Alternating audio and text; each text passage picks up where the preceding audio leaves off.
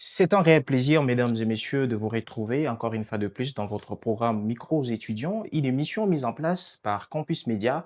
Cette émission qui cherche à promouvoir les intelligences universitaires, mais également nous invitons comme acteurs étudiants les étudiants qui nous décryptent les faits qui se passent dans les universités, mais nous sommes convaincus que aussi les étudiants sont prêts de nous dire les réalités au-delà des frontières universitaires. Comme je le disais tantôt que nous sommes en train d'aborder une thématique spéciale et inspirante, une femme qui guérit et qui parle est une femme qui impacte. Alors pour en parler, nous avons le réel plaisir de recevoir sur ces plateaux des campus médias Jolina Kam. Elle nous vient de l'Université des sciences de l'information et de la communication. Ensemble avec elle, nous allons comprendre comment une femme peut guérir, en même temps parler pour impacter. Impacter qui exactement? Alors, allez-y comprendre, ce n'est pas moi qui va donner des réponses à toutes ces questions, c'est avec mon invité exceptionnel, bien évidemment, Jolina Kama. Bonjour et bienvenue. Bonjour, merci. Merci d'avoir accepté l'invitation des Campus Médias. Nous sommes très honorés cet après-midi de vous recevoir. Le plaisir est partagé. Alors, avant justement de plonger dans le vif du sujet, c'est pour la toute première fois que nous vous recevons ici. Je crois bien que ce n'est pas la dernière. Plusieurs fois, nous serons toujours avec vous. Il y a un public, les étudiants. Il y a un public, les étudiants, qui vous suivent pour la toute première fois, eh bien, ils se demandent: «C'est qui cette dame?» Mhm. Alors je vous donne cette opportunité juste, ne fût-ce que 2 minutes avant justement de plonger dans le vif de notre thématique du jour, de vous présenter à ceux qui nous suivent. Merci beaucoup. Alors, je suis Jolina Kama, étudiante à l'Université des sciences de l'information et de la communication. Je suis servante de Dieu. C'est là, je n'oublie pas, je le marque chaque fois parce que ce que je suis, c'est d'abord Dieu. Et je suis aînée d'une famille de 4 enfants et je suis aussi la CEO d'une agence de communication appelée Keep Events. Et hormis cela, je dirige aussi une page, une chaîne sur les réseaux sociaux qui s'appelle Au-delà des blessures. Là-bas, nous parlons avec les femmes et nous aidons les femmes à guérir émotionnellement et pourquoi pas aussi physiquement. Alors avant, vous êtes étudiante à l'université, à l'ENISIC, Aix-et-Fassic, Oui, vous êtes en communication, oui, mais communication. qu'est-ce qui vous a d'abord fasciné de s'élancer, de choisir cette faculté? Quels sont, hein, qu'est-ce qui vous a vraiment motivé de se dire: «Aujourd'hui, je dois lancer en communication» et pour venir ressortir avec, une grande structure Kinevent? Félicitations d'abord à vous. Ce n'est pas donné à tout le monde, les étudiants ou étudiantes aujourd'hui à l'université, être encore, en premier cycle et avoir une structure qui, justement arrive à démontrer ses forces dans ces mondes concurrentiels aussi, surtout la prise de parole en public, ce n'est pas facile. Il y a plusieurs MC, mais vous vous démarquez aussi en tant qu'étudiante, mais vous êtes déjà professionnelle. Alors la question était tout simplement de savoir qu'est-ce qui vous a vraiment fasciné de choisir la communication? Merci. Alors, tout d'abord, si j'ai dit que la communication était ma toute première décision, j'ai mentirais parce que j'ai commencé mes études en faisant la biochimie et en obtenant mon diplôme, il y avait des questions qui s'est posées dans ma tête. Je me disais, est-ce que je dois vraiment continuer avec la médecine parce que c'était un rêve pour mes parents en fait. Et j'ai commencé une année à l'université Belcampus, je faisais la médecine. Mais tout au long de cette année, il y avait vraiment des difficultés. Tout n'allait pas avec les études, avec les ambitions, la vocation. Je me trouvais vraiment hors mon appel. Alors, j'ai commencé à me poser des questions, à me dire: «Est-ce que vraiment c'est ma vocation? C'est vraiment ce que je dois faire?» Et j'ai rencontré un homme, en tout cas, c'est un âge pour moi, que je citerai peut-être après l'émission, à la fin. Oui. Et cet homme m'a posé juste une question: «Qu'est-ce que tu te sens à l'aise en faisant?» Et cette question m'avait vraiment travaillé. Je m'étais dit: «Mais j'adore parler, j'aime quand je parle, quand je communique». Quand à la maison, quand il y avait des séries télé et à la maison, quand les parents rataient, ils venaient vers moi: «Julina, raconte comment ça s'est passé». Et quand j'ai parlé, les gens se voyaient. Mon père même me disait: «Quand tu parles, je vois même des images, je vois, comment cela s'est passé». Et je me suis dit: «C'est un appel». Et quand j'ai commencé, des formations en art oratoire avant l'IFACIC et tout, j'ai compris que je devais me former sur cela et j'ai raté une année de mes études Et j'étais restée vraiment à la maison en train de réfléchir et l'année prochaine, je suis venue à l'IFACIT, je me suis inscrite et aujourd'hui je suis en L3. En tout cas, je me trouve dans ce que je suis appelée à faire. Voilà, vous aurez, mesdames et messieurs, voilà, je disais qu'il est très important, vous savez, dans la vie, de savoir, votre appel. C'est quoi votre appel sur cette heure? C'est presque une histoire similaire avec moi, si je peux aussi, survoler là-dessus. Je finis en 2021, avec le diplôme d'État. Je fais 10 ans à la maison. Je me demandais qu'est-ce que moi je pouvais faire à l'université. Alors, toutes les facultés du monde ont traversé mon esprit. Je me voyais être médecin, je me voyais dans le domaine du droit et tout, mais le jour où je m'avais dit et positionné que moi je vais faire la communication et l'information comme mes domaines, ces moments-là, je m'étais senti à l'aise. Alors, on parlait comme thématique une femme qui guérit et qui parle est une femme qui impacte. Et cette femme devient, et cette femme-là qui guérit et qui parle devient une femme qui impacte dans la société, par exemple. Alors, les gens se demandent, guérir quoi exactement? Et devenir une femme qui impacte, ne fût-ce que donc juste avec la parole. Alors, dites-nous d'abord, qu'est-ce que cette phrase représente, signifie personnellement pour vous? Une femme qui guérit et qui parle devient une femme qui impacte. Tout d'abord, la guérison que nous parlons ici n'est pas seulement une guérison, du côté, sanitaire, bon physique en fait, OK. mais nous parlons d'une guérison qui est intérieure, des blessures intérieures. Beaucoup de femmes aujourd'hui vivent avec, le poids de violences, des blessures, des déceptions et voire même des viols.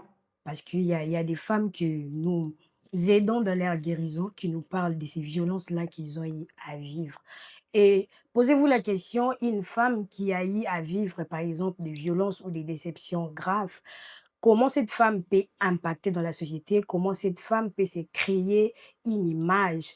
Et pour ne même pas aller loin, comment cette femme peut se concentrer n'importe que dans ses études? Et cela est très difficile.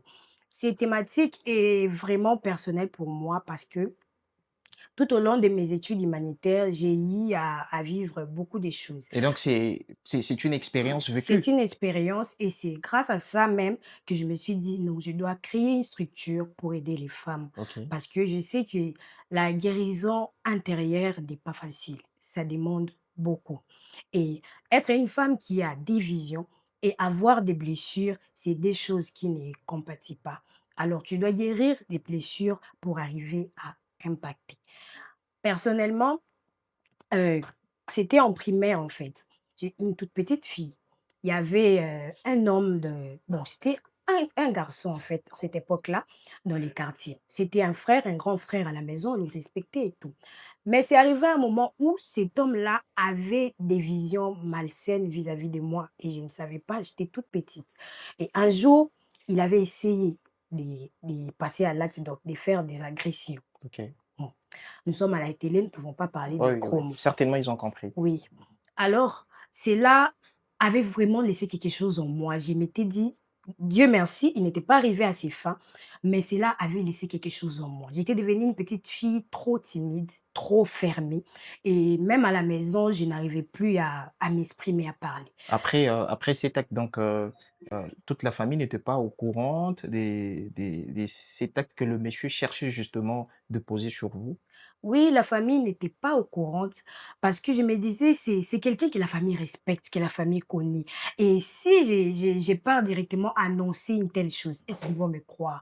Et peut-être ils diront que: «Non, tu es une petite fille, c'est tes pensées, c'est tes idées et tout». OK. Mais arrivé à un moment où je m'étais dit: «Non, je dois parler». Et à l'âge de 11 ans, je crois, j'étais allée voir ma mère parce que moi, ma mère, c'était quelqu'un qui a commencé à travailler déjà à l'âge de 20 ans. Et OK. même quand elle était maman, elle partageait les foyers et les travails. Elle n'était pas vraiment trop présente à la maison. Mais à un moment, je m'étais dit, je dois la parler, j'ai annoncé et sa réaction avait vraiment bardé. Il était allé chercher l'homme et tout ça, créer des dégâts. Et même les gens qui n'étaient pas informés de cela au quartier et tout, ont été informés. Et cela a fait même que nous puissions quitter là où on habitait pour aller à un autre endroit, juste pour garder ma réputation. Parce que d'autres ils disaient: «Non, peut-être ils mentent, la chose s'est déjà passée, ils Mmh. protègent juste leur fille». OK. Et cela était resté vraiment quelque chose dans mon cœur. Et en grandissant, j'ai compris qu'il y a beaucoup de filles qui ont vécu ce genre de choses, des déceptions. Il y a d'autres qui ont donné même leur cœur à des gens qui croyaient aimer, mais à la fin, ces personnes sont venues juste profiter d'eux et après, ils les ont laissés. Et ces blessures-là impactent le cœur de la femme. Et c'est pourquoi aujourd'hui, nous voyons plusieurs femmes avoir un cœur, on se demande, mais moi si, comment? Mmh. Les femmes arrivent à cette étape-là à cause des blessures qui sont en elles, mais qui ne sont pas guéries. Alors, qu'est-ce que faites-nous un peu comprendre.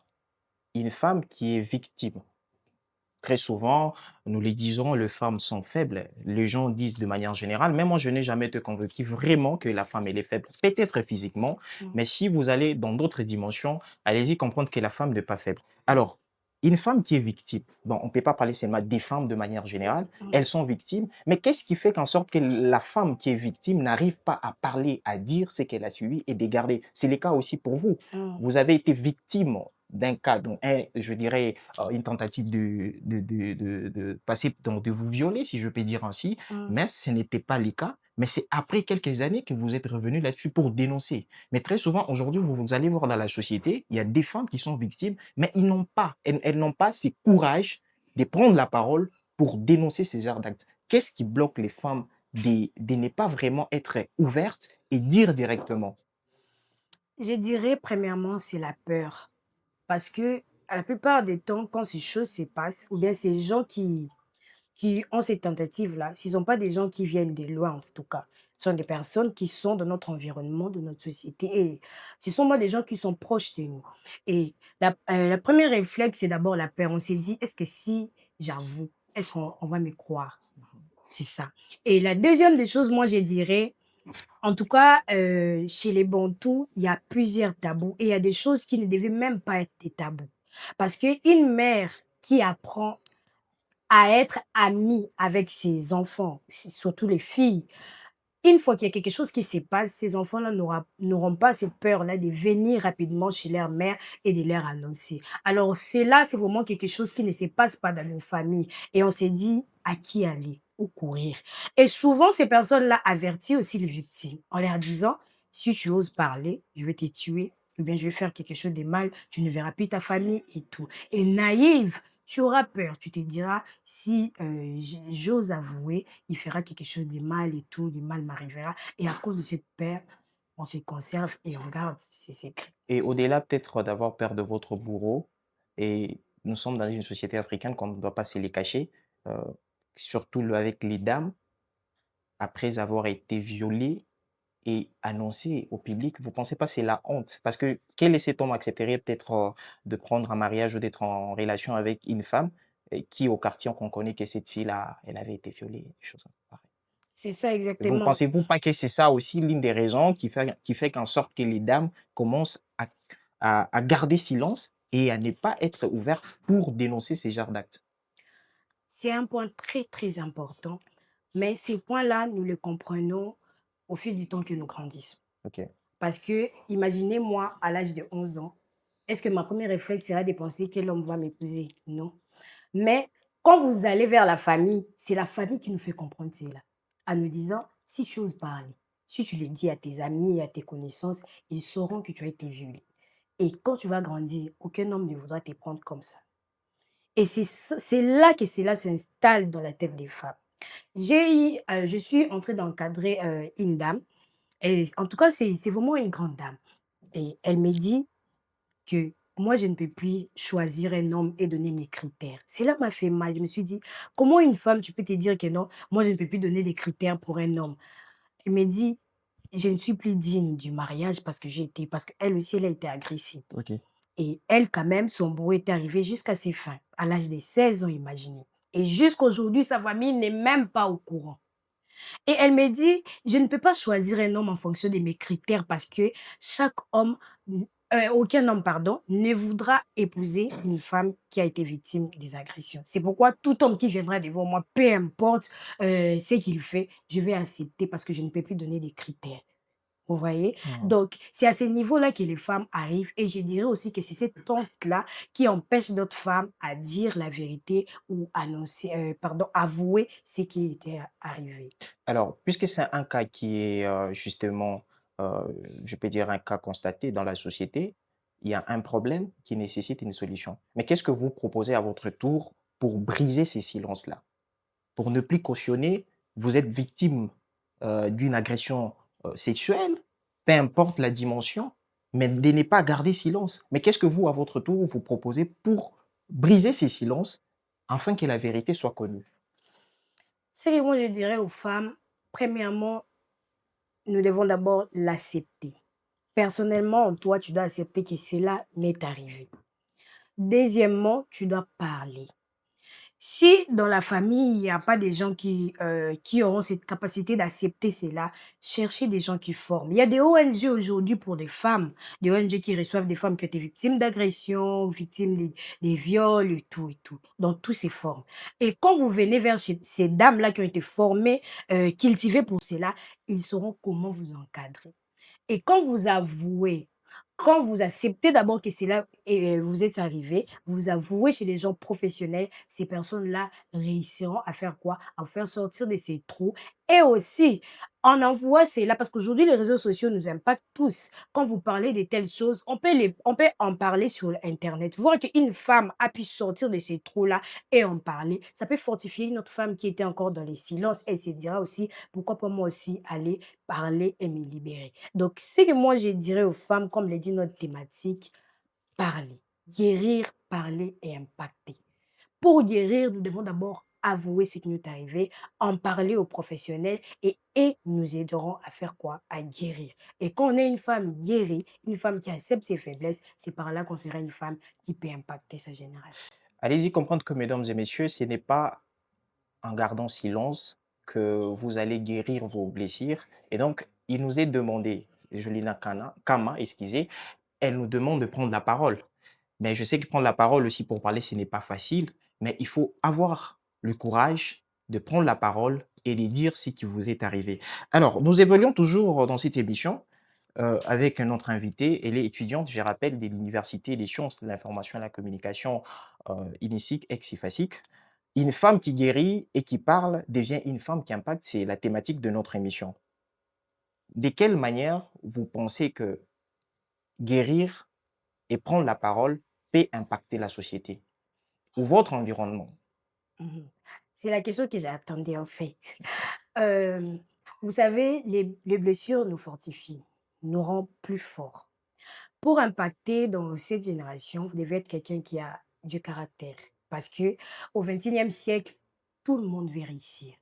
Tout le monde veut impacter. Tout le monde veut être dans les médias. Tout le monde veut qu'on parle de lui. OK. Alors, pour faire sortir la tête dans cette génération que tout le monde a la soif du lendemain, nous devons être quelqu'un qui est fort. Et moi, je sais que les blessures bien guéries, cela fortifie le cœur d'une personne. Et une femme qui sait ce qui lui est arrivé, et une femme qui sait là où elle veut arriver, c'est une femme qui peut impacter. Aujourd'hui, si nous suivons l'histoire de toutes ces dames qui nous inspirent aujourd'hui, la première dame, Madame Judith Minois, la ministre de la Jeunesse, Madame Grace Coutinho, toutes ces dames-là, si nous suivons leurs histoires, leur passé, nous verrons qu'il y a eu quelque chose qui les est arrivé et qui a fait que ces personnes-là, ces dames-là, soient boostées. Les blessures bien guéries boostent la vie d'une personne. Comment impacter? C'est quoi l'impacter là, ici? Qu'est-ce qu'on veut? Un changement brusque? Oui, il y a un changement après. Quand nous acceptons ce qui nous est arrivé, nous connaissons maintenant nos forces et on s'est dit, je dois impacter dans tel domaine. Moi, j'ai utilisé ma faiblesse qui a été l'agression et je vais impacter au domaine des femmes, faire guérir. Comment vous pressentez impacter les femmes à travers l'exact que vous avez été victime, que vous avez subi comme étant jeune, dont le monsieur n'a pas arrivé à ses fins? Comment impacter? Comment notre souci, c'est de savoir comment impacter. Comment vous pensez impacter les femmes à travers ces processus-là de guérison et de prendre la parole? Je les impacte d'abord par mon histoire, par ce que moi-même je suis devenue. Parce qu'on ne peut pas impacter une personne si toi-même tu n'es rien. OK. Tu dois d'abord avoir une image, tu dois avoir une histoire et toi-même tu dois être un exemple que toi-même tu es déjà guéri et tu as un avenir qui est devant toi qui est meilleur. C'est par là que j'impacte. Parce qu'une femme qui voit que non, elle aussi, elle a vécu la même chose que moi, mais aujourd'hui, elle a des rêves, elle a des visions, elle a des ambitions. Donc, moi aussi, je peux arriver comme elle une fois que je décide de guérir. C'est à ça que j'impacte. Alors, aujourd'hui, il y a beaucoup de femmes, justement, comme je le disais. Il y a par exemple une étudiante qui nous suit, je ne sais pas, qui nous suit, pardon, dans une des universités ici à Kinshasa, voire même au-delà de la ville province de Kinshasa, qui a été aussi victime des. Elle a subi, par exemple, je dirais, un cas de viol.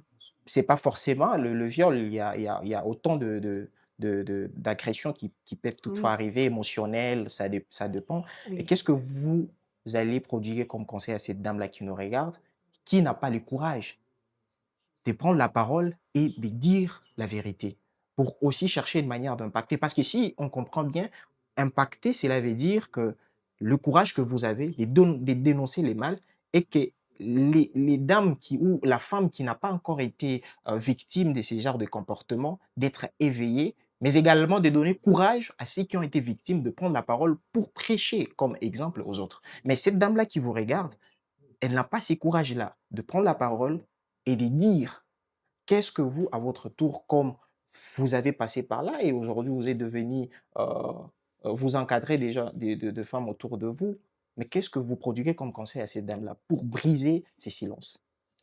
Ce que je dirais à ces dames qui me suivent, je dirais de se former personnellement d'abord, de se développer. Parce que si nous n'avons pas le courage de parler, nous devons d'abord travailler en nous-mêmes, se développer. Aujourd'hui, sur les réseaux, il y a plusieurs vidéos qui passent, qui montrent sur les développements personnels, comment briser les silences et tout et tout. Quand nous nous formons, nous nous développons, c'est en ces moments-là que nous aurons cette énergie et cette force de briser ces silences et de parler. Moi, je dis toujours aux femmes que j'encadre, développez-vous. Développez-vous par des formations, par des gens qui sont plus cultivés que vous, par des gens qui sont passés par cela. Développez-vous, apprenez, cultivez-vous, trouvez vos atouts, trouvez qu'est-ce qui est en vous qui peut être comme une force. Et une fois que vous savez que vous pouvez vouloir quelque chose, que vous êtes capable de faire quelque chose, c'est là que vous poussera à briser ces silences. Parce qu'une femme qui porte une vision, une femme qui porte quelque chose en elle, ne voudra pas rester dans les silences. Vous devez connaître ce que vous portez, vous développez, vous cultivez et c'est par là que vous-même, de vous-même, sans force, vous viendrez pour parler de ce qui vous est arrivé et cela deviendra une histoire inspirante pour les autres. Voilà, mesdames et messieurs, nous sommes entrés presque déchiquetés dans cette interview avec notre invitée exceptionnelle, Jonina Canalisi. Comprendre que quand elle parle, vous sentez qu'elle a des choses à dire. Donc, elle a aussi organisé une grande masterclass en art oratoire. C'est pour bientôt, je crois, les quantièmes. Du 15 au 16 mai. Alors, c'est très important. Il faut participer à cette masterclass. Vous venez de comprendre aussi pour guérir vos blessures, mais également impacter. Il faut prendre la parole, mais il faut savoir manier la parole. Moi, je vais vous dire que ça fait, avant, je ne savais pas comment parler, hein. Il y a parler et parler, je vous dis. Je ne savais pas comment manier cette parole. J'ai raté de belles choses, comprenez, de belles. Vous comprenez ce que je dis. Mais depuis que j'ai appris à parler et savoir comment jongler avec la parole, je vous dis, je suis toujours gagnant dans beaucoup de choses. Donc, parler, ça peut vous ouvrir des opportunités. Parler, ça peut vous ramener à un niveau très élevé, mais on apprend à parler, ce n'est pas facile. Donc, c'est une manière de vous motiver, mais également de venir prendre part à cette grande masterclass en art oratoire qui va vous permettre justement d'élargir vos horizons, comme nous aimons bien les dire. Alors, une petite question aussi, justement, d'établir la différence entre une femme qui parle et une femme qui impacte. Parce qu'aujourd'hui, Mhm, on peut parler, parler, mais il n'y a aucun retour. mhm. Alors, c'est quoi cette différence que vous établissez entre une femme qui parle et une femme qui impacte? Tout le monde peut parler, mais tout le monde ne peut pas impacter. Exactement. Une femme qui parle a quelque chose à dire et elle se permet de parler. Parce que la parole, c'est une grâce que Dieu a accordée à tous. Mais une parole qui impacte, c'est une parole qui vient au bon moment. C'est une parole qui sort quand il y a vraiment un besoin. Tu impacteras si tu trouves ton public cible. Moi, mon public cible, c'est les femmes. les OK. femmes qui ont été blessées. Donc les hommes ne sont pas intéressés. En tout cas, les hommes, excusez-moi, excusez-moi. Mais qui sera notre docteur aussi pour nous, hein? Mais finalement, bon, les hommes, je me porte garant. Très bientôt, si je vais lancer une masterclass, comment aussi vous allez apprendre à guérir. Parce que ce n'est pas seulement les. Il y a des dames Exactement. aussi qui, aujourd'hui, qui sont capables de vous faire subir un choc vraiment. Mais les hommes, vous êtes vus comme des gens qui sont forts. Vous aimez cette force, c'est pourquoi on vous l'accorde en Mais tout on est faible aussi quelque part. OK, je vous laisse continuer. cas. Oui, pour impacter, vous Oui. devez connaître votre public cible. Comme je l'ai dit avant, mon public cible sont des femmes qui ont vécu la même chose et plus que même ce que moi j'ai vécu. Alors quand je parle, quand je prends la parole devant ces femmes, je les parle OK. sans forcer parce qu'elles ont besoin d'attendre ce que je dis et ce que je dis apporte quelque chose de plus dans leur vie. C'est ça. Alors, nous sommes presque à la fin et si vous pouvez résumer en un seul mot cette phrase de cette femme qui parle et cette femme qui guérit et qui parle, elle devient cette femme qui impacte la société. Qu'est-ce que vous allez dire? Développe-toi, transforme-toi, connais ta force et influence. Never give up les filles. OK, mesdames et messieurs, vous avez compris que elle n'est pas moindre, hein, c'est pas facile, donc n'hésitez pas vraiment de prendre part à cette masterclass. Donc vous allez aussi profiter de parler l'anglais. Never give up, c'est très important, n'aie jamais abandonné. Développe-toi. C'est quoi encore la phrase là? J'ai tellement aimé. Développe-toi, Transforme-toi, forme-toi. connais ta force et n'abandonne jamais. Alors, pour arriver à ces processus, donc, nous vous invitons de prendre part à cette à cette grande activité de prise de parole en public. Mais ça va se passer comment d'abord l'organisation de cette activité? Ça sera où et comment faire pour prendre part? Est-ce qu'il y a des conditions à remplir? En tout cas, il y a zéro condition. Le frais d'inscription est gratuit. Il n'y a pas même de frais d'inscription. Juste que pour y participer, pour avoir votre brevet, vous devez juste payer 30 000 francs OK. pour les brevets. Et en tout cas, les inscriptions sont en cours. Peut-être je laisserai ma bio qui permettront aux gens de Oui, vous oui, de contacter vous et contacter. d'avoir leur billet. Comme on l'a dit, l'activité, c'est pour le 15 au 16 mars. Ça prendra que des jours. Des jours ne suffit pas pour apprendre à parler. Mais dans ces 10 jours, vous allez apprendre à bien parler. C'est ce que je peux dire aux gens qui me suivent. Alors, il y aura plusieurs formateurs, en tout cas des gens qui aiment la parole et des gens qui sont tellement éloquents, qui seront là pour nous former et nous apprendre à bien parler. Ça sera à l'imité 7e rue dans la salle junior. Mais toutes les informations seront données à toute personne qui va nous contacter. Justement, avant de clôturer ces émissions, Madame Julia, nous vous donnons cette opportunité de saluer même 2 ou 3 personnes qui nous suivent. Merci. Alors, tout d'abord, je salue mes parents. C'est un don du ciel d'avoir ces personnes-là dans ma vie. Et deuxièmement, je salue cet homme merveilleux qui m'accompagne dans ma vie. On le dit souvent, derrière un homme fort, on trouve une femme. Mais moi, derrière une femme forte, on trouve un homme qui se cache, qui n'aime pas même qu'on parle de lui. Et je confie de saluer Monsieur El Shaddai, mon cher fiancé. En tout cas, c'est lui qui C'est m'a fort. fait sortir de ces moments de Il a changé déception. votre statut. Oui, vous ne le voyez pas si Oh là là. vous. C'est fort, c'est fini. En tout cas, je vous salue et toute la famille Kama, Filia et les Hervodi, je les aime trop. En tout cas, merci beaucoup. Alors, je profite aussi de cette occasion pour saluer la personne qui a changé mon statut. Alors, voilà, merci beaucoup, Madame Jolina. Je pense que nous sommes arrivés à la fin de cette grande émission. Donc, c'est une occasion pour vous d'apprendre à bien parler. Ce n'est pas facile. Alors, Campus Média est ouvert à tout le monde, tous les étudiants. Vous voyez ici, nous sommes là pour promouvoir les intelligences universitaires. Mais j'ai une petite question. On a tenu cette émission. Sur l'échelle des 1 à 10, vous me donnez combien à rogatoire? Comme Mm. formatrice. En tout cas, Non, non, non, sans filtre, dites la vérité. Parce que je dois aussi participer, hein. c'est ça, vous Oui, devez être là. oui, En tout cas, je vous donne 7 sur c'est 10. sur 10. Et Mm. qu'est-ce que je dois faire pour faire 10? Ah, vous devez apprendre à devenir un peu plus éloquent, c'est ça. OK. Merci beaucoup, mesdames et messieurs. Nous sommes arrivés à la fin de cette émission. Nous vous donnons rendez-vous très prochainement avec un autre numéro. À la prochaine.